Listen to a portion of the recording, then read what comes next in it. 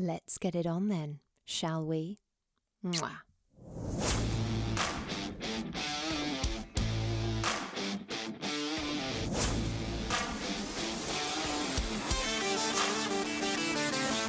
Welcome to Sex on the Peach, your weekly hump day dose of everyone's favourite untalked about topic, sex.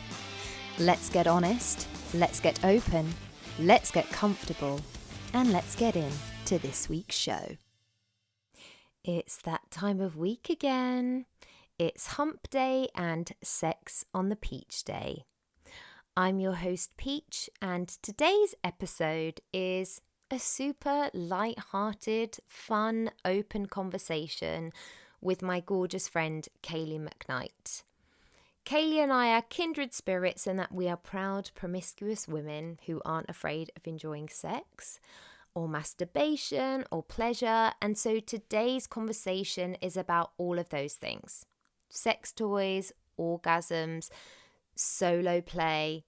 There might be some things in there that might make you feel a little bit uncomfortable, but that's okay. We also round off the episode with some funny sex stories and some would you rathers. Sometimes it's nice to just have a fun and free conversation, and we hope that you enjoy listening to it as much as we enjoyed having it. So without further ado, here is my conversation with Kayleigh McKnight, buzzing literally.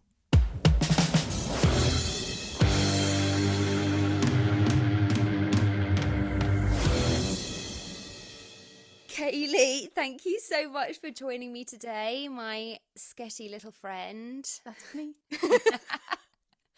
I love that. It's two proud promiscuous women Absolutely. here to talk to you all about All things orgasm. and masturbation, which we are both huge Huge fans of. huge fans of it. 20% of women have never ever masturbated. Ever? No, we're straight in. We're straight in. What? With That's straight in with the big headlines. Yeah. Literally not even had a little poke around. Not once. God, that's sad, isn't it? Like, not sad as in like, oh, as in like actually sad and depressing. Right. But I mean, when are we ever taught to do that? Well, this, and also, we're also sort of like, we're not even meant to give it its real name and things like that, you know, as Right. kids, right? And I think we can all say as kids, we're all a bit curious and something feels funny and then you're like, ooh, but like, you don't know what that is. I mean, I certainly didn't know what any of that was until, I don't know actually, but I definitely did masturbate, but didn't know I was doing that. 100% much later. Course. You accidentally like rub against something and you're like, oh, that feels lovely. that's a different sensation. Well, quite, Right, yeah. completely. And so in a way, I'm not surprised that there's 20% of women that haven't, but in other ways, I'm like, oh, here's the other thing, right? And we're just diving straight into We're my getting like straight in. it's on the world of misogyny, but it's actually like way more in like current culture and like television movies about men masturbating. If you even look at American Pie, the movie, right, which we would have watched as kids. Yeah, absolutely. Masturbating using a pie. Yeah, he was just shagging that pie. Like, where are any representations of women Humping pleasuring a pillow. themselves? None. I don't think there are any. There must be some by now, but back in that time, there definitely wasn't any. And if there is any sort of alluding to it, it's because someone's found this absolutely ginormous dildo in the back of a drawer that's covered in cobwebs or something. Right. And, you know? Or it's because a female is doing it because there's a male present. You know what I mean? It's almost sort of, it's presented as a seduction technique rather than self-pleasure. a time. Exactly, rather than a time to just like have a good time to yourself. For yourself. Yeah, which we should all have. I'm sorry, 20%. Hopefully one of those people is watching this and this can be your first insight into what it is. And do you remember the first time that you masturbated? No, but I definitely remember being young and finding things and being like, that feels funny. Do you know what I mean? Yeah. But I don't remember the first time at all. And I don't even remember what would have prompted me to even have tried it. Do you know what I mean? Yeah. So it's just such a funny thing. I think as kids, like you so don't understand that it's taboo until maybe you're like 11, 12, and then suddenly you Yeah, or start like getting even taught about into your teens. yeah, and you start getting taught about sex, and then you realize it's such a bad thing. Mm-hmm. Obviously it's not, but you feel like it's such a bad thing that that sort of exploration stops, which is why so many women do not know how to communicate their needs in the bedroom. Yeah, Full stop. absolutely. Um, I mean, I have friends who don't really masturbate. yeah, And same. for me, that's unfathomable because, Yeah. as I've stated many times before, it's part of my daily life. Like Babe, same. I struggle to function without it because sometimes it increases my productivity. I'm like, listen, what I need to get up and get stuff done. Like, what am I gonna? I'm gonna masturbate and then I'm gonna get up. Yeah, Sometimes it's yeah. gonna put me to sleep. I just feel like it just fills so many like gaps in my day. Who needs coffee? Have a wank. Both, really, both, Or both. is the ideal. You know, I want to get it on a t-shirt, by the way. No, but genuinely, is that thing of I'm the same as you. Like, if I can't sleep, reach into the drawer. Let's go. 100. Although I did see a meme the other day, which I posted, which was, do you ever start masturbating and be like, no, that's not it. Maybe I'm hungry. But yeah, I get it because I have felt like that, but I'm gonna finish anyway. Yeah. You know Oh, yeah. It's like, oh, this is kind of fine. I can get I to may that as end well. goal. So basically, I looked at earlier. There was just this thing that said, I'm not going to read out all the star signs because I don't have it on me, but I've looked up ours, and it Okay. was just like a little new thing for you to try. Mine, Okay. I'm a Scorpio, and mine was try a new position, which I feel like I feel mildly attacked because, you know, I'm all about communicating, exploring new things, and making sure that, you know, you're having those conversations and that Completely. you are sort of up for being open-minded and seeing what your partner wants in the minute. Anyway, when it comes to masturbating, I'm like, nope, I know what works. Lie back, I'm doing it. do my thing. So men out there like complain that women just lie back and do nothing. You've got your sex toys are like, come on, do something. They're like, please, God, just try a different position. I am sick of this. No, but I think that most women probably do the same.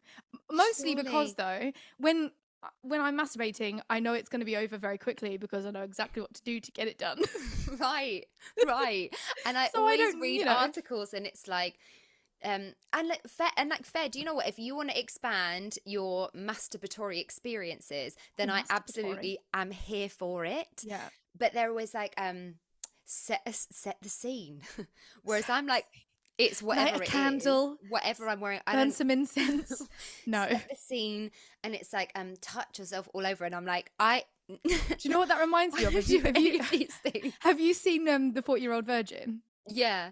You know that scene when he gets the porn and he's gonna like watch the porn for the first time? Do you remember this? And he literally does like light a candle and he sits in bed and he like pulls the cover off and then he like can't do it. Yeah. It's like very that. I think people think, or maybe, I don't know, but no, one of my exes had like a whole thing if he was gonna, like a routine. not like, well, I guess a routine, but like it was never just I'm just gonna do like, it. It was never just I'm gonna have a wank. It was always like, it was like all clothes off, which I thought was really interesting.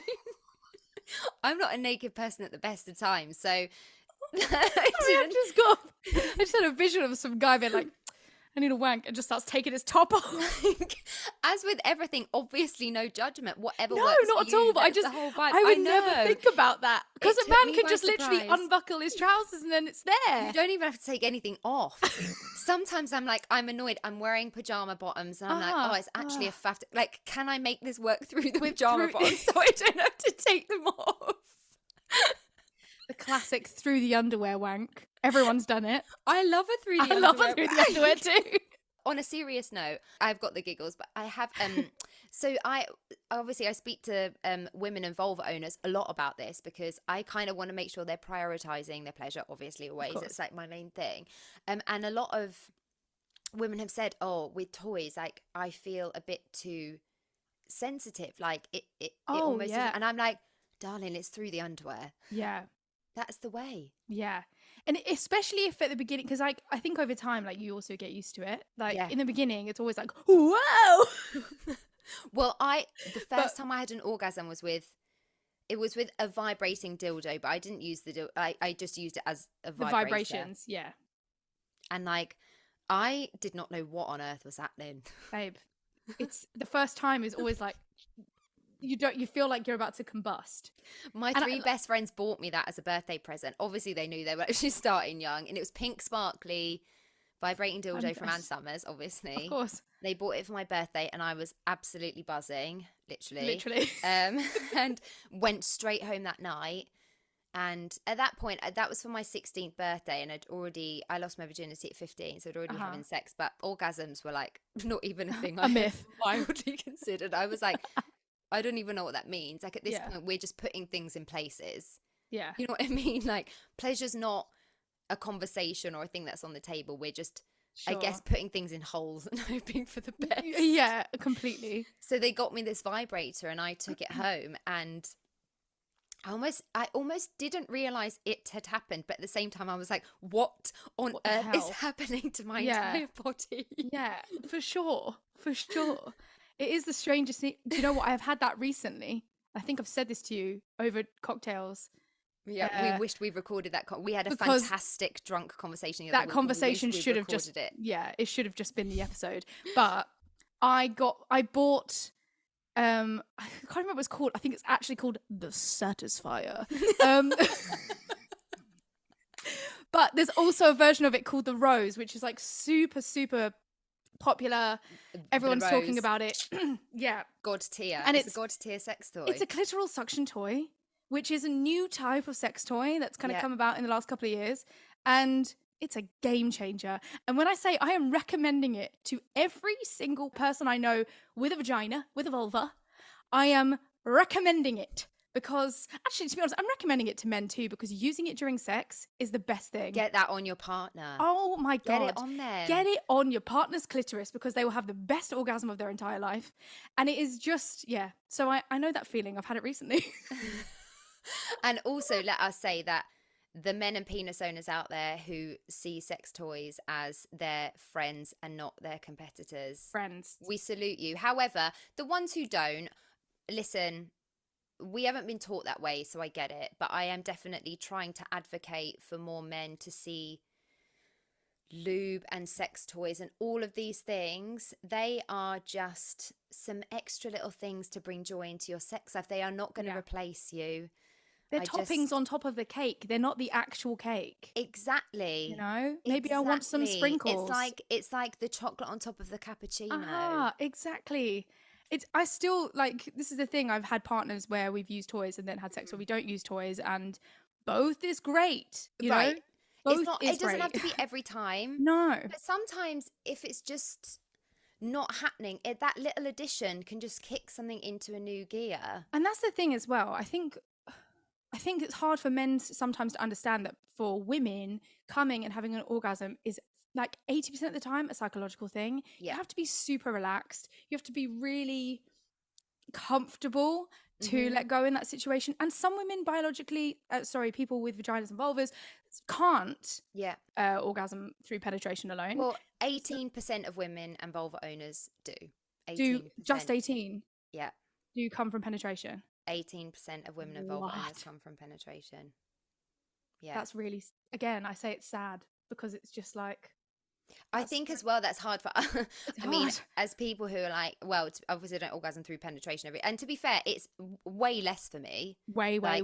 Way less. But as someone who orgasms every day, I just don't even like to think about people not orgasming. Like in the same way, it makes me sad because I'm like, I want you to have that. There are people who don't feel like they need that, and their sex drive doesn't lead them that way. And obviously I want to always make space for people in the asexual community who just don't 100%. Have those feelings. But for people who do, I want that pleasure to be a huge part of their life. Like, exactly. It's important. And this is why having conversations about sex toys with your partner should always be something that's about sharing the experience together. And I think some men feel fearful about using toys because, like you say, they feel like they're being replaced, when actually it's nothing to do with that. It's actually more going, okay, my partner doesn't come via penetration. They need clitoral stimulation as well. What can we do as a team, me, my partner, and my sex toy, to make this work? And, you know, like as you say, you don't have to do it every time, but all of it's a dialogue, isn't it? And some sex toys don't work for some people as well. Like some sex toys are great for some and not for others. And absolutely. Imagine being able to have sex and have someone go down on you at the same time. Obviously, obviously that can happen if you were having sex with multiple people in one experience. But I mean, with your partner, singular partner. Yeah. And listen, these little suction toys, baby, I mean, get that going for you. Truly. I'd also like to bring the Bellessa Pebble to the table. Oh. Which please do tell. It's a suction toy and vibrator. Yeah. Great. I'll get on the internet later. Yeah, 100%. Honestly, it's very small. Very no, you know what? It's quite loud. Oh, is it? It's very discreet, but it's a little loud. But you know what? Who cares? It's not any louder than having sex, surely. Well, do you know what? We're going to get onto the would you rathers later. Oh, I might drop some in just throughout. I'm going to drop in a question because we've been sent in some questions, obviously. Oh, yeah, nice. And someone has said, which I think is an interesting one, because we're going to have a strong answer to this one. Oh, God, okay. What do you think of the premise that if you have a partner or are in a relationship, you shouldn't masturbate? Yeah, not for me, personally. No. Some people might want to. Look, I can see a viewpoint where some people wouldn't want to, so they can just save themselves for having sex, right? I can see that viewpoint. I don't think it's biologically a thing. You don't have to save yourself. There's ample amount of orgasm within you to go around. to go around. Yeah. So I don't think it's something that you need to do. I personally am happy for my partner and myself to masturbate in our relationship. As long as they're not, you know, masturbating with someone else, then I'm fine. Unless, of course, you're in an open relationship and that's cool for you guys. But, you know, if I'm in an exclusive relationship, I'm very happy for my partner to do his thing and I do mine, because some days I might be up for it and he's not, or that she's not, and vice versa. And like, I think as well, like, if you are deciding that you don't want to masturbate now that you are in a partnership or relationship, that's completely up to you. Completely. Of course, as is anything, like it's completely your choice. And if that's what you want, then you shouldn't then feel pressured to be like, people are telling me I should be masturbating even though I'm in a relationship. You've got to do what feels right for you. However, if your partner is telling you, now we're together, I don't want you to masturbate, I think that's a completely different thing, because that's also suggesting, I definitely feel like this goes more for women and vulva owners, because we've always been suggested that our entire sort of like sexuality is owed to men and penis owners. But I think that if you are being told by your partner, then it's essentially saying that your partner then owns you sexually because like you don't have the space to have your sexual self anymore. They have all of that, and you then don't have the space to continue exploring with yourself. So I think like that's the difference. If that's your choice and you don't want to masturbate and you want to say that all for your partner, go for it. You do what you want to do. There's no right or wrong. There's no normal, there's no weird. It has to be what feels right for you. But if your partner is telling you that you shouldn't be masturbating now you're in a relationship, I'm going to say red flag. Yeah, I'm going to say that's a big old conversation where you go, I don't see why you should be dictating my sexual urges, because they're yours, not theirs. And it's a constant source of sexual growth.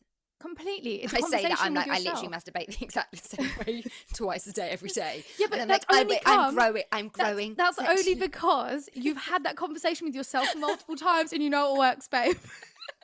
Like, I'm being really hypocritical. Like, no, but to be fair to you though, Peach, to be fair, if one day I bought you I don't know why I would, but something that you would never use, I guarantee you would use it. Of course, I'd use it that day. Exactly, because you'd want to explore what that means to yourself. I'd lie in the same position and I'd have my underwear on. I'd be like, I know what works. So if the toy doesn't do this for me in 3 minutes, 2.5 minutes, then it's the toy's fault. It's not my lack of... Like, God, this needs new batteries. It's not my lack of exploration. No, but in all seriousness, I do think that obviously, and at this point, I mean, since I took that vibrator home when I was 16 years old, and masturbated that night and had my first orgasm, I've pretty much masturbated every day since. So we're talking now like another 16 years of masturbation and orgasms. So I'm like, I've reached a point where I'm like, I'm cool with what works for me. Yeah, completely. Whether in the beginning, and I think obviously when we're talking about take sex toys off the table, manual stimulation as well, which obviously I've done, it just takes a bit longer, so I'm less likely to do it. Agreed. But it's so important because if you, with a toy, of course you can guide your partner on how to use a toy on you. But I think obviously if you're talking about, you know, using your hands and stuff, it makes it so much easier to say to a partner, hey, this is what feels good for me. And even completely, if you are, I guess, penetrating yourself, for want of a better word, with your fingers, you're going to learn where things are inside and like what angles feel good for you, and like yes, completely. And that might be definitely a way in which I could take on board the try new position, because obviously that's how you learn as well, like in terms of sexual positions, what angles you're at and what, you know, what is rubbing the right thing for you. You don't want to learn the hard way. Anyway, which is not very fun being like, oh God, no. Oh God, oh my God, you're poking my cervix. You're destroying my stomach. Yes. Your one was use a different vibrator. So maybe this is your sign to get yourself a pebble. The Satisfier is going to stay in the drawer tonight, friends. I'm obsessed with that. It's called the Satisfier. Satisfier. Yeah, it's like such a butch name, and it's just this tiny little orange thing. It kills me. Well, it's so small yet so powerful. I was just going to say they're small but mighty. Like they just don't need to be. What more do you need? And also on average, women masturbate 53 times a year. So once a week, basically. It's, I guess we're Me on and like you are out there ruining that average. Down to the, you know, we're on the high side. So there's obviously a lot of people lower if we're bringing it to to the middle. That's really interesting, actually. But I also wonder if like that's taking into account where people are in relationships and so they have sex rather than masturbate potentially. It's interesting. Like I think, as you say, that conversation, that dialogue with your body and with yourself shouldn't stop. So that we're not getting stuck in a routine sexually with our partner and with ourselves. And, you know, also I think our sexual desires and our needs and our urges completely change. All the time. And grow all the time. Like you might discover a kink that you didn't know you had before or, you know. A new body part that you're like, oh my God. I love the way that random is that feels. That's really nice. And then that can just bring so much to your sexual, you know, life with your partner. Basically, I'm very pro masturbation. Otherwise, I wouldn't be on this podcast. But it's the way forward, friends. Have a wank. Do you have like preferences in terms of if you're going to masturbate? Would you watch porn or do you just go with your imagination? I mostly just use my imagination. I think most women actually do that. I'm sure I've read that somewhere. But maybe you'll have some interesting figures on that. But I don't. I've definitely read that somewhere, that women are more likely to use their imagination than their male equivalent. So mostly use my imagination. And I might not even be thinking of anything specific. Like sometimes I think about specific people, but other times I definitely don't. Or I'll probably think about people I shouldn't be. But listen, also sometimes they're the best ones. Exactly. But sometimes I do watch porn, but it's only lesbian porn. So interesting. So before I sort of, well, and Kayleigh, for anyone listening, Kayleigh identifies as bisexual. Indeed. Correct? And I identify as pansexual. So obviously we both have sex with both penis owners and vulva owners. But to be fair, there are a lot of women out there who fully identify as straight but love lesbian porn. Absolutely. And I've had a lot of people say to me, I feel like this is really weird. And I'm like, I promise you, it is not weird at all. It also doesn't mean that you're queer. Common. Yeah, it's so common. I think there's two reasons it's just for it. Nice. It's nice to watch. Yeah, the first one, it's so much nicer to watch. The more kind of like aggressive lesbian porn is even still kinder than some of the stuff that you'll see on the heterosexual side of things. I just can't watch it because most of it just looks too abusive, if I'm being completely straight with you. And I think it's seeing female pleasure. And that's my other point, is that watching, you nailed it. Watching women have sex and orgasm is, as a woman, is like so lovely. Whatever video you're watching, whatever scenario they are in, you know, however many people are involved, whether it is rougher or gentler, you are literally seeing a female's pleasure be prioritized. And quite often in male-female porn, that really is not the case. And a lot of it is borderline abuse and assault, really. Well, there's a lot of unethical porn. Yeah. Obviously, as everyone knows, I work with the company Bellessa, and their porn is all ethical. Even the straight porn is geared towards female pleasure. And also, I find it important to support sex workers and to support the ethical porn industry. So I choose to pay for their porn. And I used to watch a lot more porn than I do now. And I have, like, in the past couple of years, become a huge fan of a bit of erotic literature, because it's like the perfect mix of something visual and your imagination. But can I one up you on that? What's better than reading it? You're gonna say an audio porn. Audio porn, if you have not experienced it, is honestly so good. It is so good, because some of it's POV. So you'll just be listening, and then you're like, ooh, better reach into that drawer. Do you know what I mean? It's so good. I'm thinking back on an episode I listened to recently, being like, there's like, honestly, it's so good. You're like, we need to take a break from the podcast. Right, bye everyone. No, I fully recommend it. I also love reading erotic fiction. I read a lot of just general fiction books that have more of a sexual element to them anyway, but audio porn, it's the way. And I think it's because, you know, with a lot of porn videos, it's because I love a story. Yeah. You know what I mean? I like a sort of like a bit of context as to how did these people No, but that's why the audio porn is or so like a good. Scenario. Right, absolutely. But sometimes with porn videos, it's just, there's no story. They're just like, hey, here's a pizza. And then it's like... and sometimes not even that. Not even that. Just straight in. And I'm like, oh, I need a bit of a build-up. Yes, because agreed. I think for women and vulva owners in an actual sexual experience with someone as well, build-up is so important. Oh, yeah.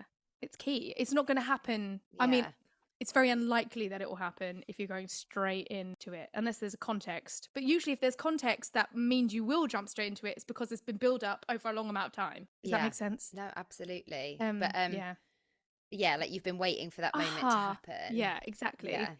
But yes, I think the variations on porn, actual visual porn, like video porn, is just for women, as we're saying, it's just not catered for that audience. And I know that there are porn companies now that are run by women for women. Yeah. And I think that that's so important, because there's nothing wrong with us having porn. A lot of porn is awful. Exactly. And I think that some porn, if it's made correctly and it's got people's health and, you know, safety when it's being made in mind, I think it's really good. I actually saw, interestingly, some TikToks. Not porn. Okay. It's a porn company, and a production company, and they show like behind the scenes. Obviously no one's naked and no one's filming, but it's all like, what do we do before we start a shoot? And it's like these actors who make, in inverted commas, corn, because they can't talk about it on TikTok or they'll get banned. You know, people sending questions, and they do these videos talking about how they set up for the day, and do they take water breaks? What happens if one of them farts? Like, do they get the giggles? And it's really interesting because it kind of humanizes that, and the correct kind of ethical, well-made porn, and it kind of humanizes that function of what it is and what they're trying to provide, and also in the way they're trying to provide it, which I think is really interesting. Weird that it's on TikTok, but I appreciated seeing it. I'm not sure it should be on something like TikTok, which is kind of geared at children, but sure, that's a different story altogether, isn't it? I mean, I guess if they're going to see it kind of in a healthier way. Yeah, I suppose you're right. Twitter. Oh, I know. Twitter is a minefield of very aggressive porn. I know. Which I didn't even know. It's like very, very explicit video content, image content. And you just think, like, how is that stuff getting online? It is like just porn chaos. It really is. No, but also, like, it kind of made me dive into this, like, world of, I just find it fascinating. But women who, they basically search for pay pigs, and they essentially will insult whoever's paying for it. It's basically a form of domination, and then they'll send money, and it's like this kind of thing, and women are out there on Twitter making money from basically insulting men and being like this is my the Venmo. Opposite to a praise king. 100%. It's degradation. That's it. There we go. Degradation. Which I didn't even realize I had until I was like, well, I just simply love it when someone calls me good girl. So maybe I do. I'm dead, but yeah. Oh well. But yeah, sorry, that's a complete off topic. But I just found it super fascinating that there's this whole sub-world of Twitter. Whole community. And it's like, yeah, this whole kind of people who want and like that. And like, no one's talking about that. No one's, well, I don't know that that's something that you would have in like sex ed at school, but I think like it gets to a point when you're older where like conversations might happen and you might be like, and listen, there are people who get off on being insulted. There are people who get off on being praised. Yeah. And I get asked quite a lot on my anonymous link if I'm going to do an episode about foot fetishes, which I'm not, but I am going to do an episode about kinks, and that is one, because everyone's made to think that anything they like that's out of the ordinary is like this crazy weird and fetish. Problematic. Yeah, it's not. Like, everyone has their kinks. Yeah, but the thing is, most people don't know what they are. No, completely, because they don't get an opportunity to explore sexually. Yeah. As you say, like within the whole kink subgenre, you'll find there's this whole community of people who are, you know, the sex party community and all of that kind of thing. I mean, I'm not involved in any of that, but I find that all fascinating as well. And I think part of me is like, oh, I wish I was brave enough to try it, but I just don't think I am. Babe, we'll go. Oh gosh, we'll go. Pete, you have to hold my hand. That's fine. Listen, I haven't been actually for quite a long time. I used to go to an event quite a lot. It has changed now. But I basically went the first time because I knew someone who ran the event and they asked if I wanted to. And I was like, I'd like to just come and see what it's about. Yeah. And I went, and like that first time I went, nothing ever happened, but I just sort of like observed. And I don't mean in a voyeur way. No. I just mean I observed the situation yeah. and the experience. And it was one of the most open-minded, of course. Yeah. But at that, I think at that age and at that time, I didn't quite understand. But then I was like, that is the most open-minded environment I've ever been in my life. Yeah. And it was a space for anyone who felt like they were out of the ordinary to go and explore those things about themselves. And so everyone was open to talk about literally anything, because I guess how can you not be when you're in that environment? Yeah. There were a lot of kinks and fetishes that I immediately saw and was like, that's not for me. Yeah. And I can tell from how that makes me feel that isn't going to be for me. Yeah. But I also saw someone, I was like, oh yeah, okay, that's interesting. I like that. But you know, there were so many things I saw that I was like, that's not going to be for me. But like, I'm so glad that people have these spaces to go and have that experience, explore those things about themselves. But I also wish it didn't have to be that way, and they had to be lived out in like events and spaces. And I wish that people could just feel like they could be more open in general about them. But we're taught that like anything that isn't like missionary girl on top or doggy. What do you mean you like wearing latex? What do you mean you like being walked on with stiletto? You know what I mean? All of that stuff is minor stuff. But still would be viewed as like, oh, that's a bit extreme, weird. Yeah, completely. It is super interesting. I will definitely be listening to your fetish episode, because I find the whole thing fascinating, because I think, like you say, so many of us don't really get to explore in the ways that we probably would want to. But you know, we're not sort of spending our daily lives in those sort of atmospheres that give you that information. And that's obviously just not a part of education. Is anything out of the ordinary isn't a problem. You probably just have a kink. What we're learning here is that our sexual education in this country, or just generally, it's probably worldwide, is just not good. Rubbish. Because I read earlier as well that 87% of people, not even women and vulva owners, of people said they were not educated about masturbation. 87%. That's wild. And why are we not having resources for younger people that safely teaches them about sex and pleasure, and so they're not resorting to going on to porn and learning about all sorts of horrific stuff. Oh, learning about sex in just a terrible, terrible way. Like the most backwards way. It's like it's like learning to cook by like surprised. I don't know, like throwing everything into a deep fat fryer. Do you know what I mean? But I'm also not surprised that sort of then men and penis owners, if that's the only education they've had, I'm then not surprised that they're growing up with quite a misogynistic attitude towards sex, because that's all the information they have to go on.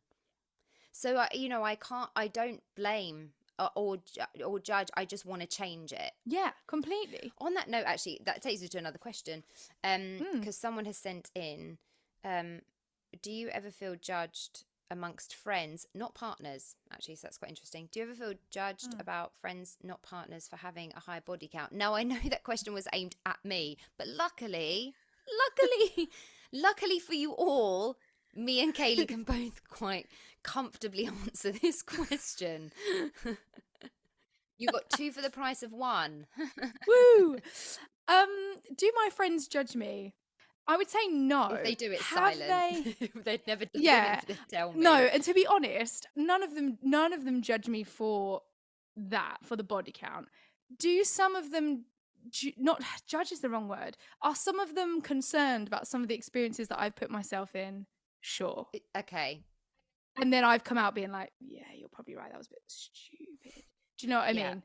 And I think I can put my hands up and say I've been a very silly girl sometimes and put myself in some very sticky situations, but that's not meant to mean literally. Well, when I was speaking with Katie, she said like, she's not had non-consensual sex, but there's definitely been experiences where she doesn't feel like it's been completely consensual either. But she wouldn't say it's non-consensual because she hasn't said no. But looking back, maybe not also yes. Yeah, I've definitely said to people in the past that there's been situations where my mind has been changed and I felt like I couldn't say no. And people go, what? Of course you can say no. And I'm like, yeah, in theory. But you're not there in that moment. You're not there in that moment. Absolutely. And you know, you're vulnerable in those situations. Completely. You just are. Like, and it's sometimes it's awful thing to say. Sometimes I've been in situations where I've gone like, it'll be fine. I'll just power through. Yeah, no, me too. And you know, so my friends, you know, in those sort of situations, they don't judge me, but they have been like, Kayleigh, wish you wouldn't have done that. And to be fair to Kayleigh now, that was a few years ago, and I was in a bit of a wild time, and you know, probably not dealing with my emotions in a very healthy, cathartic way, and I was using things like sex to try and get a grip on how I was feeling. It was a coping mechanism. Completely. But do they judge me for my body count? No. If anything, they love it. I honestly think if any of mine do, then it's silent. I don't think they would ever. I don't think they'd ever say it to me. Just because I think they know I wouldn't care, so there's literally no point pissing her off for no reason. But I wouldn't be pissed off, but they'd be like, "There's no point having the conversation because it's just gonna like throw an insult into the works for absolutely no reason." Because I'd be like, "Cool, but what? Why? What do you mean?" Well, the issue with that question, that question kind of says straight up, like, the person asking it or whatever, like they maybe do care about their, or maybe they don't, but they're wondering if. And so, whereas I have never cared about that. Either. I have never been like, I'm going to meticulously count how many people. Well, I have no idea. Like, when people, I don't know people how many. ask mine, I'm like, couldn't tell you, darling. No, I couldn't tell you by the time I was like 19. I was like, well, I don't know. No, but why would I keep tally? Right. And also, like, I just don't understand that concept of keeping count. Like, I'm not doing it to get my numbers up. I'm having sex with people because I want to have sex with them. And I'm in the moment, and that's just how the night ended. Or the I'm not going to sit there. Or whenever. Yeah, I'm not going to sit there in front of a really gorgeous human being who I really want to have sex with and go, you know what, though? That'll take me over my limit this year. You know, do you know what I mean? Right. Like, it's the whole concept of it. But if I have sex with you, it is going to decrease my value as a woman, so I can't. Oh, no. And this is the thing. It's like, if I actually cared about it, I just wouldn't have sex. If you did actually care about it, I'd be like, please don't care about it. It doesn't matter. This is it. No one's going to be on their deathbed and be like, I just wish I slept with less people. Oh, exactly. You know what I mean? I'm not saying that anyone's going to say I wish I slept with more people either, but it's just when you get to the end of your life, who's going to care? I'm like, listen, I've got some great stories out of it. I've got some great experiences. And listen, there are some individual experiences that I'm like, I could have done without that, if I'm being perfectly honest. Yeah, and exactly what I was saying. But most of what I've done, I've had a lovely old time. But also... So they interestingly have said amongst friends, not partners, but I am going to ask the question to you. Have you ever felt judged by a partner? Have you ever lied about it? I've never lied. Okay, well done. I've always said I have high, in quotation marks, body count.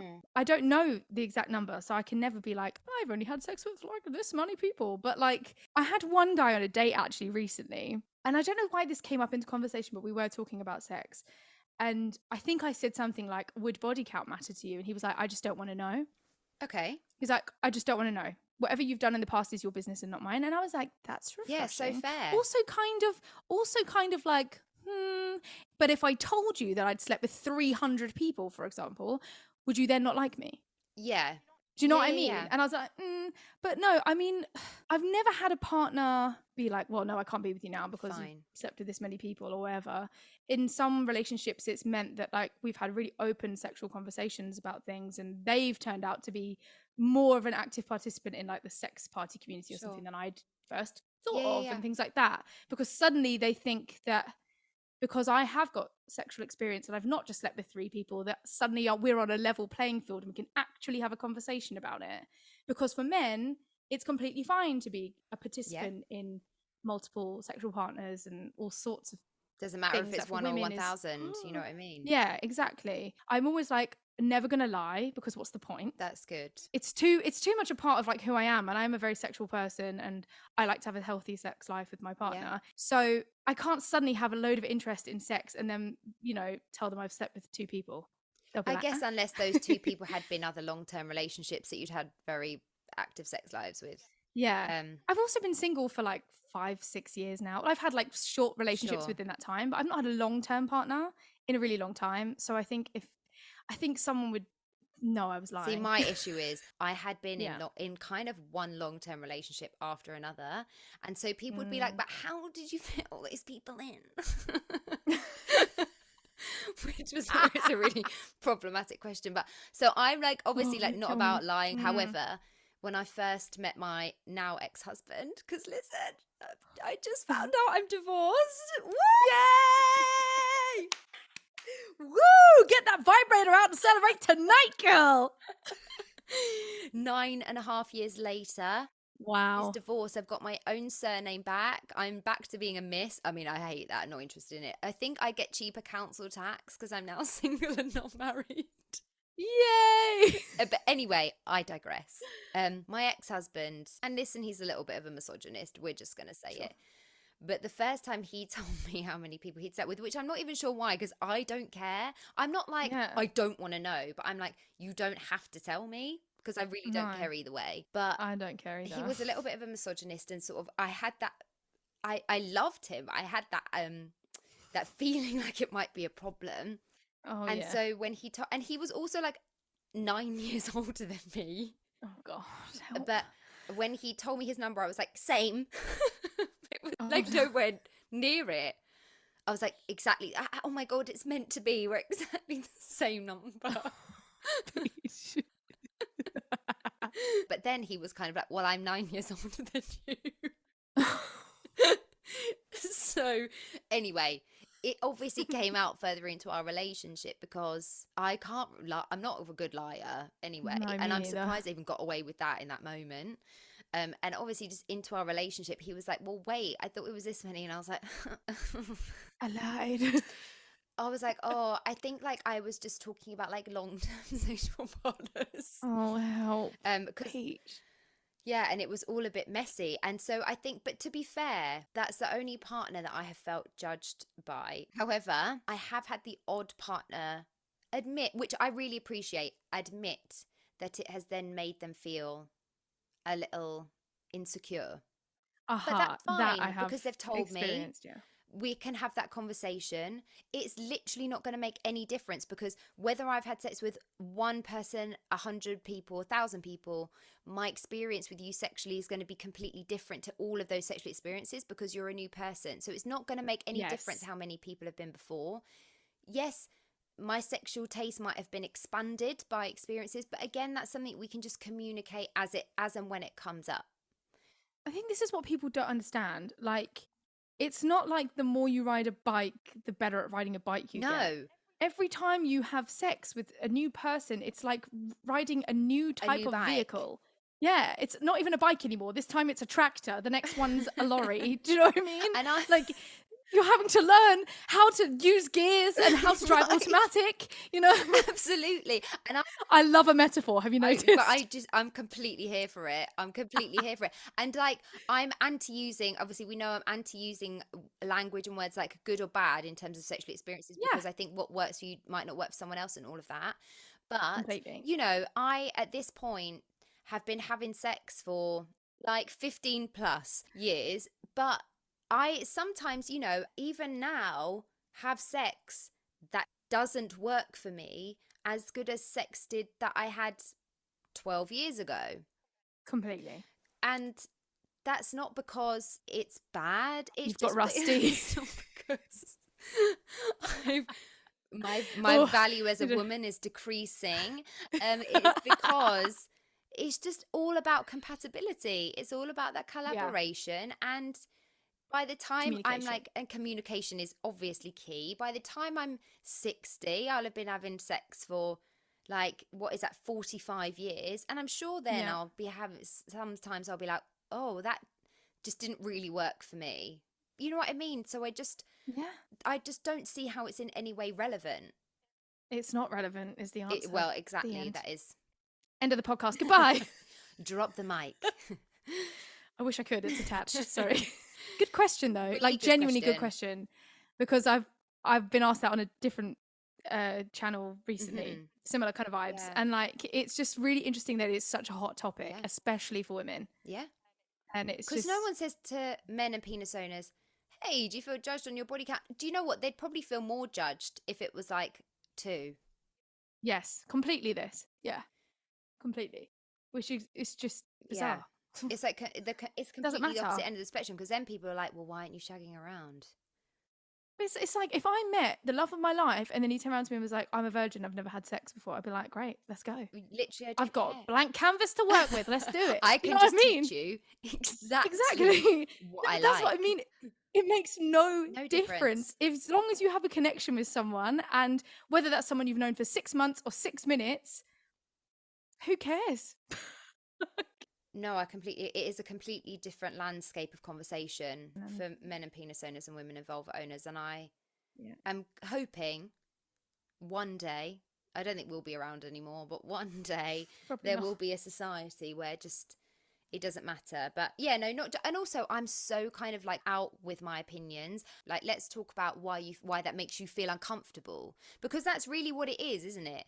If someone is judging you, it's like, what about this is making you feel uncomfortable? Is it because you've been brought up to believe that women should be having less sex with less people, or is it because somewhere deep within you, you want to be doing that, and the fact that someone else is comfortably and openly doing that, is that making you feel uncomfortable? Like, if you're truly honest with yourself, and is that really what the problem is?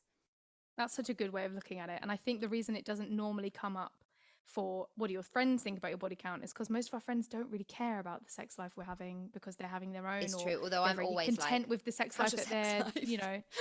Yeah, well, yeah.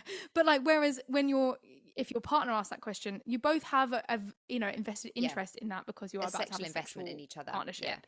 Yeah. So I kind of understand, but I think the way you've just described it is like the perfect answer to that question. Is like, if someone's asking you the question, it means that they have something to say about it before you've even given the answer. 100%. I mean, I come up with it with non-monogamy all the time.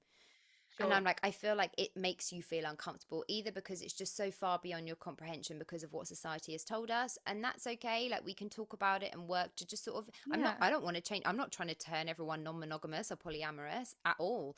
People have got to do what feels right for them. But I'm like, if it's because it's just what you've been brought up to believe, we can definitely talk to expand the landscape of what you view as okay, although everything is okay, but or is it because there's something in you that maybe interests you, but it makes you feel, it creates some discomfort, and the thought of you ever having to maybe have that conversation with your friends. Because when I thought about just openly telling everyone, I mean, I tried to tell everyone that I didn't think I was monogamous literally almost 10 years ago, and people shut me right down. Oh gosh. And it took me until like last year to be like, this just is not who I am. I'm obviously not just going to be like, hi, I'm Peach and I am not monogamous. I have this exact, because obviously I'm bisexual. I didn't have this day where I suddenly like told the world that I was bi. I think like when you make those discoveries about your sexuality and your choice of sexual lifestyle, unless you are literally straight, you almost have to announce it. Was that even just with me recently playing a queer character in a show? Do you know how many times people after the show would be like, but are you actually gay? I was like, oh goodness, I can't believe I'm having to answer that question. Like talking about my sexuality basically every night with complete strangers who I don't know, which is totally fine. But, you know, if I was straight, playing a straight character, no one would people ask. would do it. No one would ask. It's like, I think I've told you that at the very beginning of the year, I was submitted for something. They said, oh, we're only seeing members of the LGBTQ plus community. And then I had to have like an awkward conversation with my agent. Same. Same. Why would she be privy to that information about me? It was nothing to me to reply to that email and say, well, hey, listen. Whereas, for some people, they might not have that relationship with their agent and it might put them in a really difficult position. And for her, that was probably like awkward for her to have to even receive, because now she's like, I have to go back and sort of like out my client to this. But and I said, I'm fine for you to have that conversation with them. Of course I am. They said, but she's assumed straight. For those of you listening, I just crumpled into a corner. What do you mean? Who is assumed straight? It's like innocent until proven guilty, straight until proven queer. Yeah, exactly. I was like, what would help? Would you like, I don't know, previous... Would you like me to film it? Previous sex? Send some references from previous sexual partners. Yeah, right. Would you like me to get some of my previous female sexual partners to let you know that, yes, we have... Could you imagine that phone call? It's just like, hi, sorry, we've not spoken in 6 years. Do you remember that time we fucked in my car? Yeah. Would you mind writing a reference for me? Thank you so much. Cheers, bye. But do you know what? I felt like maybe I'm going to have to do that, because apparently no one believes that I'm... like, what? I don't know, like capable of having sex with a woman? I don't understand. Like, what is your problem? What do you mean assume straight? Oh, goodness. You need to walk around with a strap on in your bag or something. Do you know what, actually? That was another question for us this week. And again, I think it was aimed at me. But again, guys, you're getting like two for the price of one. Because the question is, do you prefer sex with men or women? Oh, that's such an interesting question. I don't have a preference, generally. Either. I don't have one. And that's such a boring answer, isn't it? But I just don't have one. If you were like, you can only have one for the rest of your life. The thing is, I love having sex with women and vulva owners. I love it. And I would really struggle to live without that being a part of my life. Mm-hmm. But I struggle to be in a relationship with women and vulva owners because... yeah, I almost struggle with the similarity. You know what I mean? It's almost like I like the challenge of being with a man or penis owner, because there are just so many things that are inherently different. Yeah. And I've only ever been in one relationship with a woman, and it didn't end very well, because that was sort of my first like exploration into sex with a woman or vulva owner. And I think they thought it had ended up being like a bit of an experiment, which obviously wasn't the case at all. But I did realize that I think that in terms of a long-term relationship, that wasn't going to work for me. So I'd still find it really difficult to choose, because, and it's one of the huge reasons that obviously non-monogamy works well for me, because even if I do have a partner and that partner is a male or a penis owner, I still have the freedom to explore that side of myself. And that's funny. That's a question I always get asked by male partners. Okay. Is, oh, well, say we were in a relationship, would you just want to have sex with women? Mm-hmm. I believe I'm a monogamous relationship person. Well, right now, that's how I feel about things. And it's this idea that bisexual people are the most promiscuous people around, and just cannot control our sexual desires for the opposite sex and the same sex as well. Like, it's just the most bizarre thing to me that apparently if we're in a relationship with one, we constantly crave the other, and like a vampire needing new blood. Like, didn't you it's find just when you were bizarre. young, my secondary school was a performing arts school, and a lot of the men there were gay, but when they would have that motive coming, it was almost like their friends would be like, well, mate, do you fancy me? You know what I mean? That's people's like introduction into being gay, being bisexual, being pansexual. When you're that age and you're figuring things out, there's a lot of that reaction to it, isn't there? Like, Yeah, yeah. well, then you must fancy everyone. And it was like, well, hold on. When I was straight, I didn't fancy every man. So now, No. why, when I'm telling you that I'm bisexual, pansexual, queer, are you now assuming that I fancy everyone who is a woman and vulva owner too? Yeah, it's like quite literally not the case. If anything, I'm more fussy. I don't go around fancying everyone. Like, it's just the most bizarre theory. Well, I'll go with our last question, and then we've Okay. still got the polls. Oh God. The last question is actually quite a brilliant one. Okay. Any funny sexual experience stories? This I is already hilarious. know my one because obviously I had the questions before I read them out to you, so I already know mine.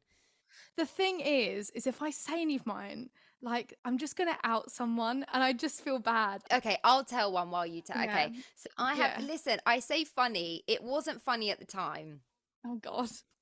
I was hooking up with someone, a man, a penis owner, and I'm gonna give some context. You've had a McDonald's milkshake, right? Yes. Okay, like, and we know how difficult it is to get a McDonald's milkshake up that straw. Oh yeah. Like, really difficult. Yeah. Cool. Well, Where is this going? he did that down there. And I ended up in What? hospital with bruising, with a bruised clitoris. Oh Yeah. God. I'm like, they're like, any funny sexual stories? Is it funny? It's not funny. It's funny now. At the time, I was Oh my severely in God. pain. Yeah, it was like swollen. But I did tell him to never Oh, do that to another woman ever again. ever again. Oh, bless him. He tried. He tried real But hard. that's at like a least. bold choice. Do you know what I mean? That is really bold. Who told him to do that? That's a bold. Who endured that first? Well, because I quite often think across the board, men penis owners, women vulva owners, when it comes to foreplay, people will quite often go with what their last, unless if people are single and they're just sort of flitting around, that's one thing. But if people have come out of a relationship, people will quite often tend to sort of lean towards what their previous partner might have liked. Oh, completely, yeah. I am like, maybe their previous partner was into this. I don't understand how, because I was in a roller coaster of pain. Yeah. And I was like, oh, maybe that's something that's just going to happen for a second, and then we're going to like resume normal business. Oh no. But it just, like, baby, those milkshakes, like, that's the only way I can describe it. That is serious strength. Oh. And like, those things I are feel a sensitive. bit funny just thinking they about have it. 8,000 nerve endings in them. Yeah, he's killed off about 3,000 of those there, babe. Now people are like, why isn't it working? Is this thing on? Do you know what? I'm always really offended in porn when people start slapping it. It makes me so sad.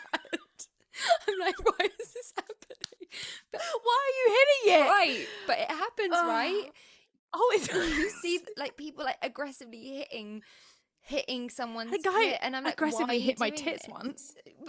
But He would just start slapping my that's tits. And I was like, survivable. that's survivable, but I'm still like, what are you doing?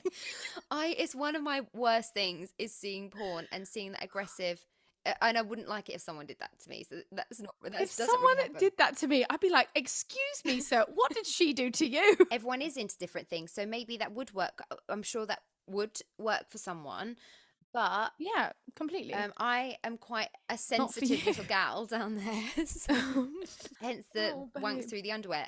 So I ended up in hospital. I know. Oh, I'm I very literally, sorry. like, It's quite it funny was though. painful to even walk. Like, I couldn't really have anything be like down there for a couple of weeks until the swelling and the bruising went down. It is funny though. It wasn't but the thing is, even at the time, about a week later, I was telling people like it was a pup story that was funny for anyone to listen to. Well, and this is it, is all the fails do become the funnies eventually. Have you thought of one?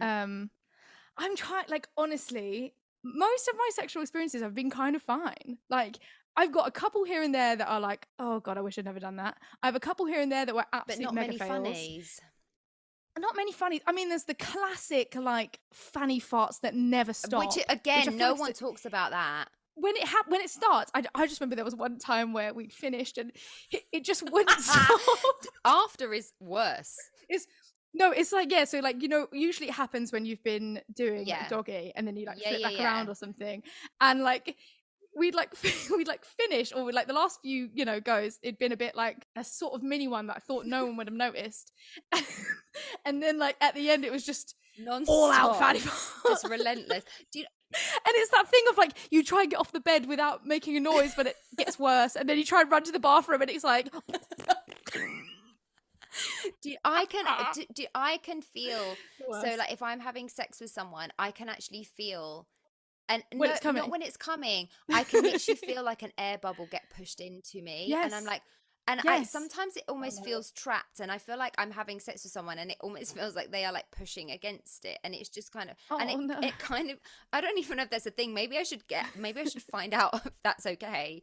But I sort of like feel it. You're there like collecting air. I feel it, and it literally feels like a little bubble, like just somewhere existing in there. Like I feel the moment that air gets pushed in, because obviously that's all it is. Like I almost feel. Oh yeah, to clarify before anyone gets confused, a fanny fart is not an actual fart. It's your fault.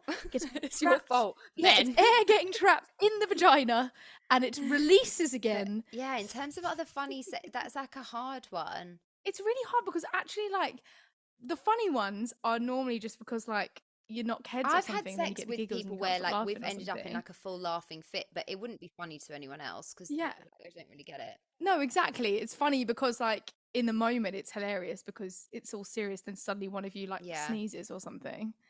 Like, I think that's what a lot of people seem to forget as well, is sex should be 100%. Fun and enjoyable. It doesn't have to be super serious. You know, it's not like super intense. I take it seriously because I'm like, we're in this together and like, I'm doing this with you. But for me, like, it's playtime. Completely. And I think if you can't laugh at having sex, then, you know, you need to be comfortable enough to laugh at yourself. Sometimes a dodgy tune can come on.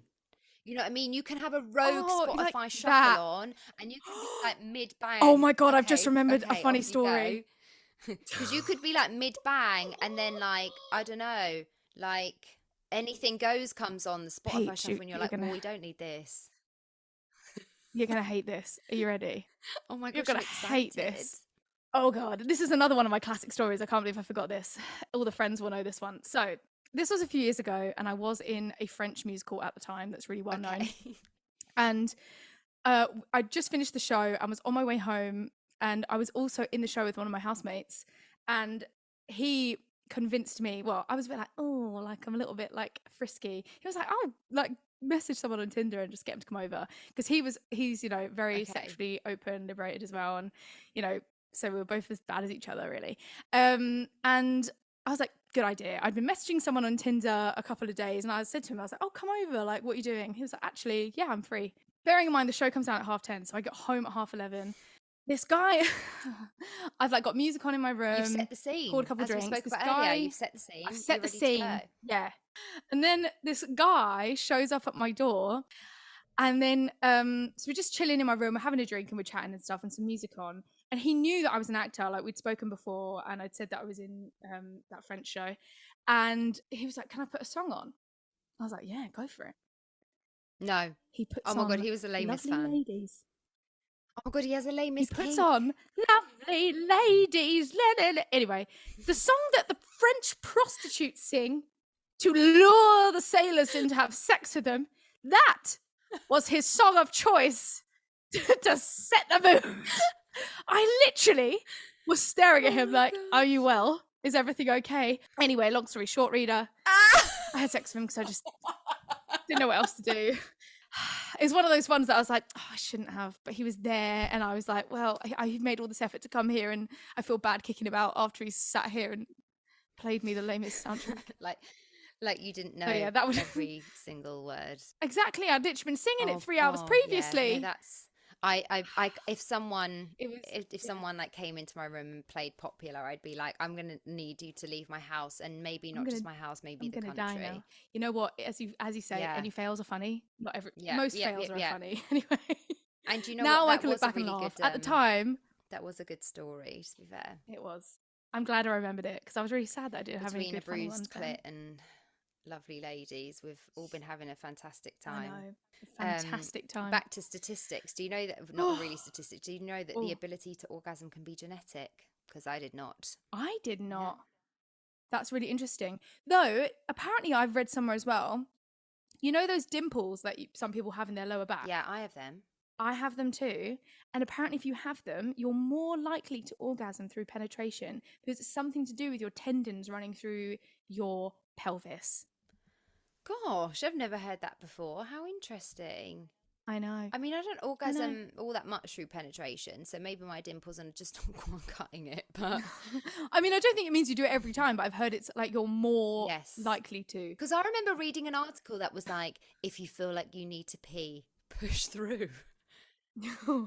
So then, like, I actually had sex so many times where I was like, I really feel like I need to wee, but if I push through, it means I'm going to have an orgasm. Oh no! And then I didn't, and I just was like, I think maybe I just need to wee. Yeah. Oh no! So many myths like that, though. I keep seeing again on TikTok, girls being like they drink 2 or 3 liters of water before sex, then they're more likely to squirt. And I'm like, Hans, that's not how it works. If you're just drinking a ton of water and then apparently squirting, you're probably just pissing on people. You're probably just weeing that water back out. You're literally just weeing on people. So I had a question which wasn't for this episode, but because we're talking about squirting and things like that, and we've talked about this because we talked about this when we were having drinks, that they get nervous when it comes to oral sex because they worry about, which I think is a really common thing, especially with women and vulva owners. They worry about smell and they worry about taste and like, do I have any advice? So this was just a question that was randomly sent to me, and we're talking about squirting, so it seems to make sense that we would talk about it. But when it comes to masturbation, and also if you are someone who is happy to give a blowjob or oral sex to a man or a penis owner, and you are happy to swallow their cum, well then baby, you can taste your own. If you want to know how you taste, go for it. Like seriously, if you want to know how you taste, easier for us to do it than for boys anyway. You can find that information. Luckily, you can find that information out, and I think that is going to make a lot of people feel very uncomfortable. Sure, I get because we're definitely not taught that. Well, we're also like, how many people have actually sat and had a look at their own vagina? Well, quite. Get a mirror out, have a look. Yeah. Because why are you so afraid of it? It's literally part of your body. And also, like, you need to know where everything is so that you can tell someone else where everything is. And also, like, just for a health reason, like, you need to know if something isn't right down there. You need to know if there's changes. Yeah, exactly. Yeah. And so if you're not checking, just as we're asked to check our boobs, like, you should be looking at your vagina, especially if you have a frequent sexual partner, or you have multiple sexual partners, as well as getting tested. Like, you should just check yourself out every now and then, because you never know. Like, honestly, and a lot of these sexually transmitted diseases don't have symptoms, but some of them do. Just get to know yourself. But in terms of the oral smell kind of stuff, I think it's absolutely bollocks that they create perfumes and deodorants and wipes and shower gels that are specifically for your vagina. It's rubbish. You don't need to use anything special. Yeah. Just clean yourself like you clean any other part of your body, just as you would hope that any other partner would clean themselves before having sex with you, or just going about their general day. And ultimately, you know, as you say, get to know yourself, because if you notice that something's wrong, then you can go to the nurse, you can go to the GP, you can have a conversation about it. Exactly. I completely agree. And also, like, I've known people in the past in relationships who like won't even kiss the other partner, like after the other has given them oral sex, and I'm like, oh my God, what? That's like my favorite thing to do. I know that's a weird thing to say. Not a weird thing I know that's like the weirdest thing to say, but I love doing that. I'm like, yeah, I appreciate you. I'm going to kiss you now. Yeah, and also like vice versa. I do it back too. too. If I had like just given someone a blowjob and like politely swallowed, and then they were like, "Don't kiss me," I'd be like, "I'm leaving." What do you mean? Grip. I think that question came. Obviously, I think it came from a woman and a vulva owner. But I say this to men and penis owners too. If you want to know what we're swallowing, darling, you can taste it. And if you're willing to taste someone else's bodily fluid, why are you not willing to taste your own? Like, I mean, like, I'm not here like drinking my cum. Like, that's not what I'm saying. But like, I know you could have a smell and you can have a little. I know what and even like, and this is getting really like into it, the way your body changes. Like, it's quite common for women, if they are about to come on their period, for them to taste a little more metallic, like things like that. And like, we're not having these conversations. And like, so people aren't aware of like just natural body movements and things that are like completely normal. And I say this as someone who, for years before I just got over myself, I used to be obsessed with this body moisturizer called Love Spell. I won't say the brand because I don't know if I can. And if I was about to like get sexual with anyone, I'd literally go and like rub it on myself so it smelled like fucking peach and cherry blossom.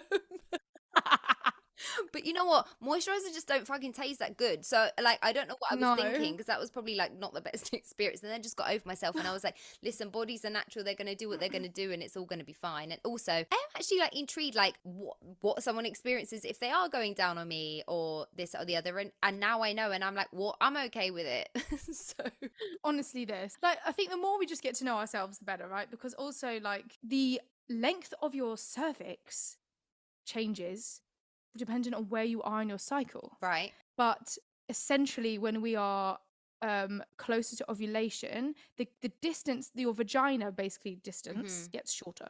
Which is why sometimes when you have sex with a partner, it can really hurt, and other times it feels fine. Yeah, absolutely. It's because it changes. And I didn't know that either. So if sometimes at different points in your cycle you have a little feel around in there, which I encourage everyone to do, because I think it's also really important for cervical health to just check on that stuff. You and I, we've had a discussion before, but I have a cervical. Yeah, I've got a cervical issue. I have something called cervical ectropy, which is really common, but it basically means that I have cervical tissue that is present, that's more obvious and like less hidden in my vagina. So sometimes I bleed during sex. I only found that out because I was bleeding crazy amounts during sex, and I was literally like, oh my god, am I going to die? And no, I just have this condition. So now I know, like, okay, well, at certain points in my cycle I might be more likely to bleed during sex with a partner, and I just have to be aware of that and also communicate that with my partners. If I didn't A, have a little explore around, and B, go and talk to my nurse about it, I just wouldn't know. Yeah. And so it's just so important to not be afraid of it. So because important. I actually found out the other day I have a healthy cervix for the first time since 2009. Woo! No problems. And that has not been the case for me for a long time. And like, you know, even it's been difficult because obviously sex is a huge part of my life.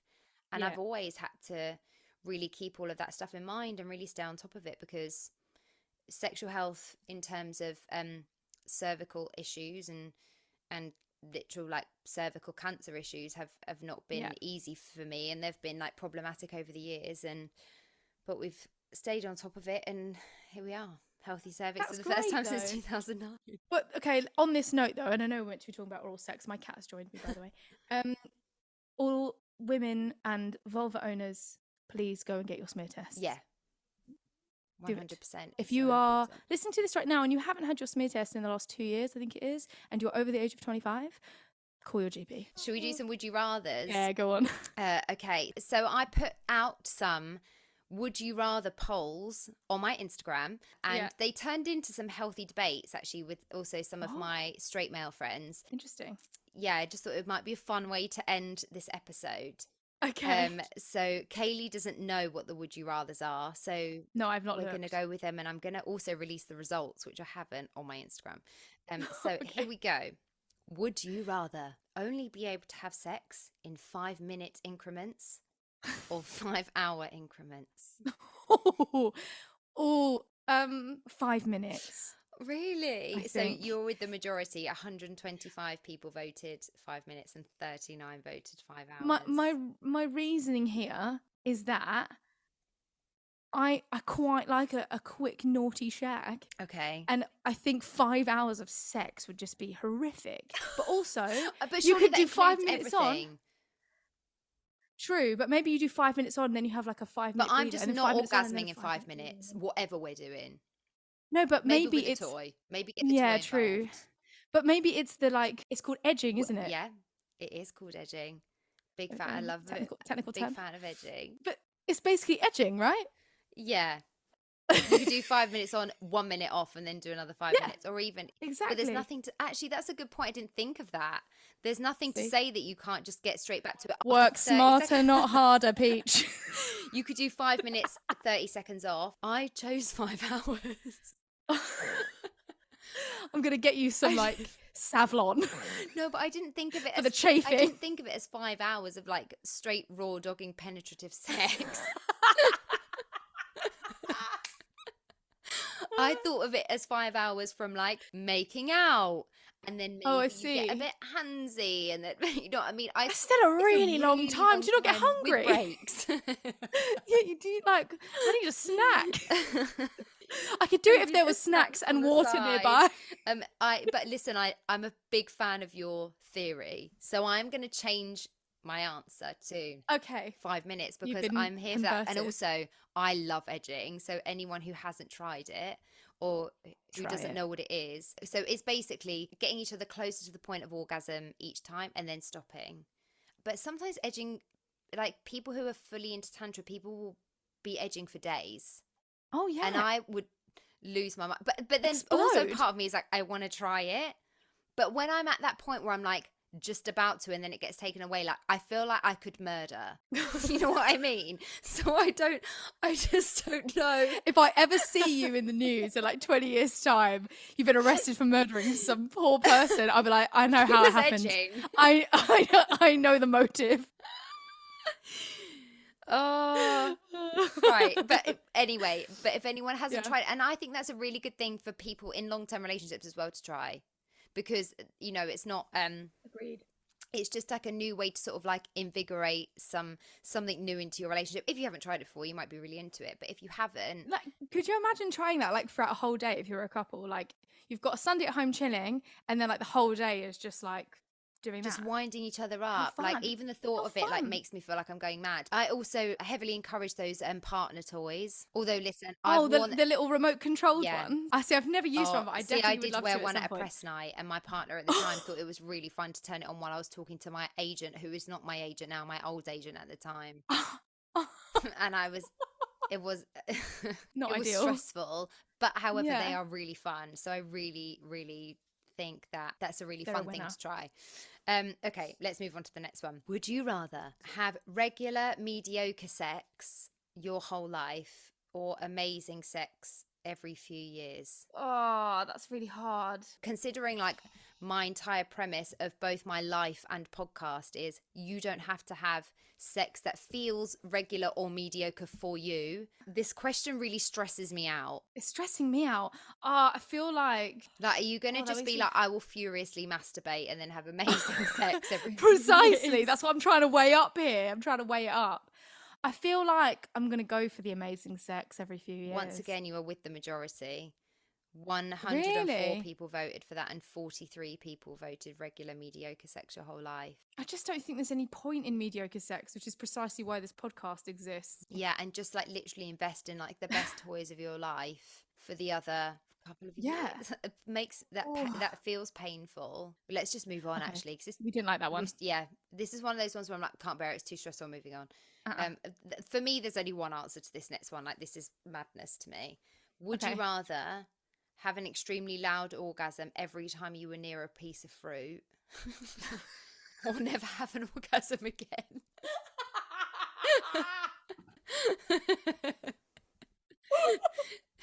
Obviously it's the fruit. Yeah, I was going to say fruit, but I'm just imagining, like, can you imagine going to like a family barbecue and someone's like, a bowl of here's strawberries. the fruit salad. Like, oh!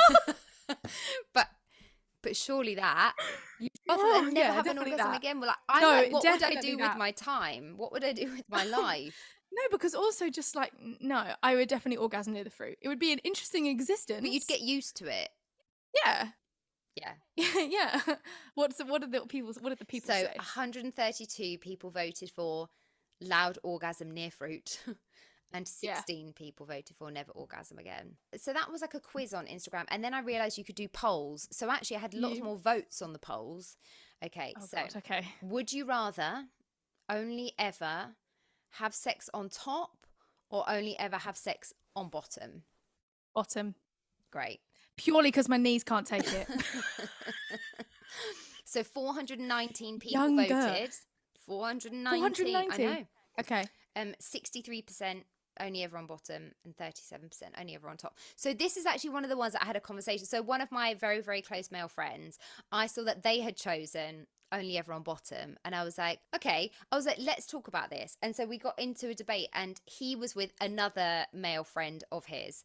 And I just said, my theory on this is that to be a woman and vulva owner on top and have a man and penis owner on bottom, the other way around, to have a male penis owner on top and a female vulva owner on bottom, it just offers more options. Variety, yes. I would also consider things like doggy style as man or penis owner on top. Yeah. So agreed. I was like, I feel like if we're talking about the whole scope of sexual positions, it's not that I'm saying I want to be on bottom in missionary forever. Oh, yeah. That's not my choice. That's not my reasoning behind the choice. My point is, I just think that for the female and vulva owner to be on bottom just offers us more options across the board. And they both were like, you've pled your case and we've changed our minds. And we now agree. Okay, so next one. Would you rather no foreplay and only penetrative sex, or only floor play, only foreplay and no penetrative sex? I'm gonna say foreplay, no peno. Yeah. So 418 people voted. 38% no foreplay, only penetration, and 62% only foreplay, no penetration. That's higher than I thought it would be for the only penetration. Like, as in, that's more of a closest. Yeah. Okay, so it was majority men. I knew it. I was about to say, were they all men? They weren't all men, actually. They weren't all men. But to be fair, so one of my very, very, very close friends, actually, she orgasms every time through penetrative sex, but not really through clitoral stimulation. So obviously, if you are someone and that is the primary way that you orgasm, great. Good for I you, just think, again, there's just so much variety in foreplay. You can get so many things involved. Agreed. Anyway, so again, I saw that my very, very close straight male friend had voted only penetration, which obviously makes sense because he's a man. But we were already talking about these would you rather things, and I was like, but you know that 18% of women, as well, he's welcome to make his choice and his choice is valid, but I was like, but you know that only 18% of women orgasm through penetration. Are you saying that you're happy to choose only penetration and potentially live your life never making an orgasm ever again? He's like, yeah. And I didn't win this one because they were like, we're talking a would you rather, this is gun to your head situation, you would probably put yourself first. But they're saying they would never want a blowjob. That's on them. I thought blowjobs were king. Do you know what I mean? Even in terms of giving, I would still choose the foreplay because I love all of the things that come with it. There's just so much more, like you say, there's more variety, it's more to play with. And then in my head, I'm like, penetration is just bang, bang, bang. And then foreplay is all of the other things that exist in the universe. Pretty much. So anyway. You're not wrong. 62%. Would you rather? Okay. Would you rather sex always be completely silent or have to scream at the top of your lungs from start to finish? From the very beginning, like as soon as it starts, you're like, I was just in conversation with this male friend at this point because I have a sexual past with them. I don't know why I took it personally that they had voted silent, and I was like, I feel attacked. It's not even anything to do with me. But I'm not a screamer from start to finish, but I'm definitely not a silent person. So this is really difficult for me. But I actually think I'm going to go for silence. And also, I feel like I need to write to the gods of Would You Rather and be like, I need some clarification, because are we talking like like screaming, or are we talking like sex screams? I feel like I read it as in you're literally screaming. Yeah, yeah. I'm gonna go for silence purely for my neighbours' sake. I don't know. Keeping it quiet can be kind of sexy if you're like, shh, no one can hear us, Yeah. kind of thing. Um, Yeah, I guess the you could turn it screaming into from something beginning nice. to end could just be really fucking annoying. Also, could you imagine like both of you just like Screaming a man on top of you, like ah. just the whole time. Okay, you know what? You've convinced me. You're right. You can't say. And 414 people voted. 57% silent. 43% scream from start to finish. What? But maybe they're I've thinking lost more it now. like a sex scream, which I'm not going to do an impression of. Closer than I would have thought. Sorry. Closer than I would have thought. I'm sorry, but just the image of just a man, like just, the screaming competition. But also, it doesn't necessarily say that your partner has to scream from start to finish. So I don't know what would be more awkward, if you're screaming at each other or you are screaming at them and they're just like, okay. I am fully gone at that one. Right. Goodness. Would you rather end up with a partner who doesn't kiss you, or end up with a partner who doesn't give you oral? Hell. Oh, I'm gonna say no oral, and I want kisses. Yeah, I am. Are you actually? I actually am, because there's kissing is so intimate, right? It's so important. I do agree. And I'm like, that has to be there. Like, if you don't have that, then there's just like a part of that connection is missing. Sure. Whereas like it would pain me, but at least I've got my satisfier to sort me out. Oh, gosh, I'm kind of like a live by the oral, die by the oral kind of gal. You know what I mean? You need that on a t-shirt. I'd really struggle. That's absolutely like my main way to orgasm. Oh yeah, completely. Like, it's like I'm my favorite literally thing. obsessed with oral both ways. I just fucking love it. Agreed. Like I spoke with Katie, I was surprised that the second favorite sex position in the UK was a 69. But I love a 69. I would really struggle. Oh, it's hard. But I can't, like, no kissing. You've got to pick one, Peach. Oh, You've got to pick one. I'm picking no kissing. I'm sorry, I don't care. Live by the oral, die by the oral. I don't care. Sorry. That needs to be a hashtag. The results are in. We could live vicariously through each other. It's true. We can talk to each other about the other. So 421 people voted. 39% voted no kissing. 61% voted no oral. Again, these are much closer than I thought they would be. I do agree. Final one. Very interesting. Okay, let's go. Would you rather mix it up in bed every single night, or stick to a tried and tested routine? Mix it up. Agree, because every night. I was like, there's so much scope to that, because it could be, can you go 1 second faster than normal? But even if it was like super extreme, like one day you're role playing being in a dentist place. Sure. What's it called? A dental surgery. The next day you are being pegged. The day after is bondage night. Yeah. I don't know. I think sex shouldn't be something that's convenient and routine. Like routine. Yeah. I think sex should be something that is, as we said, it's play, it's fun, it's exciting. It should be, if you fall into a routine, there's nothing wrong with that, but I think it's very easy to see why people can become unsatisfied with their sex lives, because they do fall into a routine. Yeah, absolutely. So I think for me, mix it up all the way, baby. So the results were basically the same as the previous question, but the other way round. So mix it up was 61%, and if it ain't broke, don't fix it 39%, which again, I was surprised. Because mix it up could really be as little as just trying a different position. One day you just start screaming the entire time. Yeah, you could literally try all of the other things that have been suggested in the Would You Rathers. You could text your family and let them know that you're masturbating. Let them know you're having sex.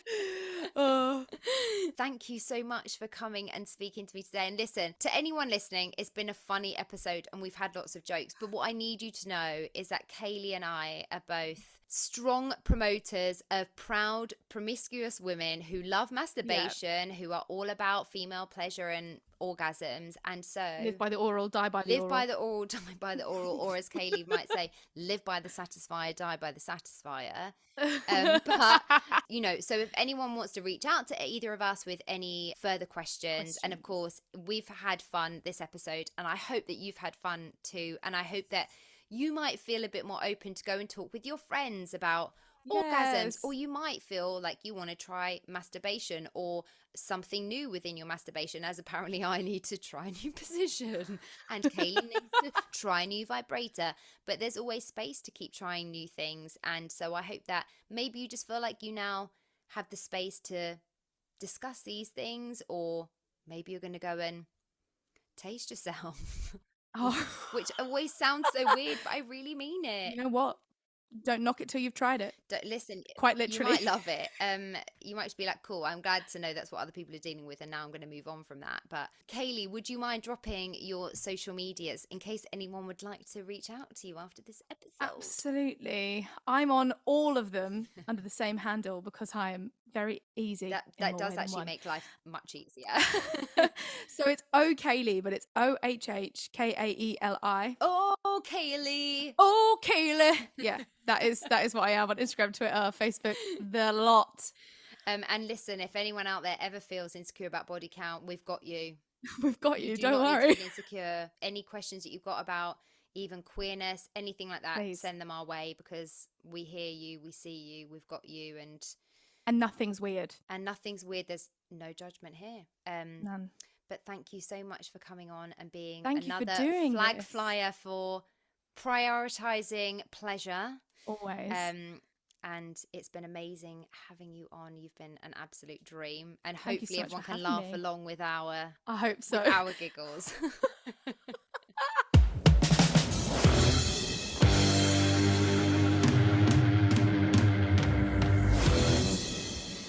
Well, that was quite the long episode today, and as much as there were a lot of giggles, I really hope that there was something to be taken from it, in that sex isn't like something out of a movie. Sometimes you end up with a bruised clitoris. But genuinely, thank you so much to Kayleigh for coming on today and being another guest who has been willing to be open and honest and transparent, because I just think the more voices that people hear experiencing what real sex is like, the more comfortable and confident we are all going to be having those conversations and also having those experiences. So even if this episode encourages you to try masturbating for the first time or try a toy for the first time, then we've done what we came here to do. As always, I'm so grateful to anyone who listened today, and I hope to see you back here next week. Thanks for coming. Thank you for tuning in to Sex on the Peach today, and I hope that you enjoyed this week's episode. You can find and follow me on Instagram, YouTube and TikTok at Sex on the Peach Cast, and you can also get in touch with me at sexonthepeachcast@gmail.com. Please do continue to like, share, subscribe, rate and review wherever you listen to your podcasts, and I'll see you next week. Love, Peach.